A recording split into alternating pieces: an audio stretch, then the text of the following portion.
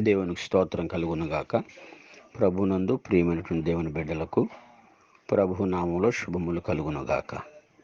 ఈరోజు మన జీవాహారము వాక్యము గలతీయులు రాసిన పత్రిక 5వ అధ్యాయము 16వ వచనములు. పౌలు గారు రాస్తూ చెప్తున్నాడు గలతీ సంఘానికి, ఆత్మానుసారముగా నడుచుకునుడి, అప్పుడు మీరు శరీరేచ్ఛను నెరవేర్చరు. ఆత్మానుసారంగా నడుచుకోండి అని సెలవిస్తున్నాడు. ఆత్మానుసారంగా నడుచుకుంటేనే ఆత్మీయులు అవుతారు. శరీరేచ్ఛను నెరవేర్చకూడదు. శరీరము ఆత్మకును, ఆత్మ శరీరానికి విరోధంగా అపేక్షిస్తున్నాయి. సాధారణంగా లోకంలో జీవిస్తున్నాం కాబట్టి, శరీరులుగా ఉన్నాం కాబట్టి, శరీరం ఎక్కువగా లోకం వైపు ఆశిస్తూ ఉంటుంది. శరీర సంబంధమైనటువంటి ఆలోచనల వైపు చూస్తూ ఉంటుంది. కానీ ఇక్కడ ప్రభువును సంతోషపరచాలి, ప్రభు నామానికి మహిమ తేవాలి అంటే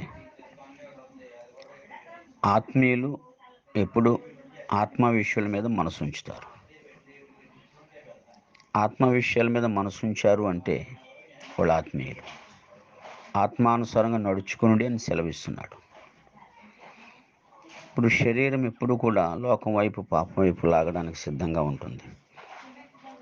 శరీరేచ్ఛను చంపాలి, దాని కోరికను చంపాలి అంటే ఆత్మ బలం ఎక్కువ ఉండాలి.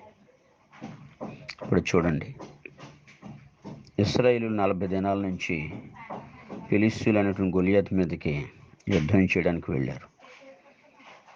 యుద్ధం చేయలేకపోతున్నారు. కారణం, శరీర బలం ఉంది కానీ ఆత్మ బలం లేదు వాళ్ళకి. ఆత్మ ధైర్యం కూడా లేదు, ఆత్మ బలం లేదు. గొలియాతు 6 మూరల జాండు, బాగా ఎత్తుగా, లావుగా, బలంగా కనిపిస్తూ ఇశ్రాయేలుని తిడుతూ ఉంటే వాళ్ళు వెనక్కి పారిపోతున్నారు. యుద్ధం జరగడం లేదు. కానీ దేవుడు తన ఆత్మచేత దావీదుని, తన సహోదరుల్ని చూచి రమ్మని కొన్ని ఆహార పదార్థాలు యెషయా దావీదు చేత పంపించి అన్నలు ఎలా ఉన్నారో చూసి రమ్మని సెలవిస్తాడు.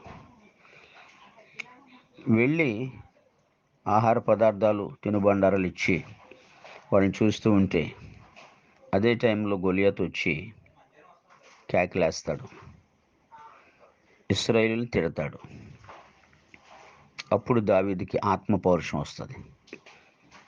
అంటాడు దావీదు, సున్నతి లేని ఫిలిష్తీయుడు సున్నతి కలిగిన వాళ్ళని తిట్టడానికి వాడు ఎంతటి వాడు, ఒక్క దెబ్బకు చంపేస్తానంటాడు.